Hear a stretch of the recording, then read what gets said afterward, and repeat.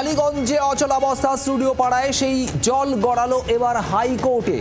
টলিউডে কাজের স্বাধীনতা সংক্রান্ত মামলা এবার হাইকোর্টের ডিভিশন বেঞ্চের দ্বারস্থ হলো রাজ্য। কোনো পরিচালক রাজ্যের হয়ে ছবি তৈরি করেন না, প্রত্যেকে স্বাধীনভাবেই ছবি বানান, রাজ্যের ভূমিকা নেই। রাজ্যের এটাই আবেদন, মামলা দায়েরের অনুমতি দিয়েছে ডিভিশন বেঞ্চ।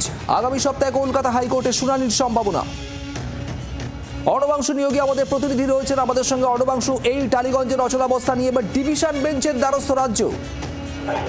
সুপ্রিম দেখো, একদমই সিঙ্গেল বেঞ্চে যে মামলাটি হয়েছিল সেই মামলায় কলকাতা হাইকোর্টের সিঙ্গেল বেঞ্চ বলেছিল যে আপনারা রাজ্য সরকার কেন হস্তক্ষেপ করছে না।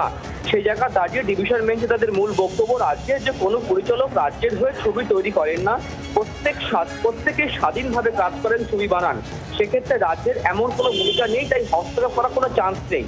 সেই কারণে রাজ্য চাইছে যে মামলা তাদের অবস্থান স্পষ্ট করার জন্য ডিভিশন বেঞ্চে তারা মামলা করতে চাইছেন। ডিভিশন বেঞ্চ অনুমতি দিয়েছে, আগামী সপ্তাহে এই মামলা শুনানির সম্ভাবনা রয়েছে। বাংলার আওয়াজ, বাঙালির আবেগ, জি 24 ঘন্টা।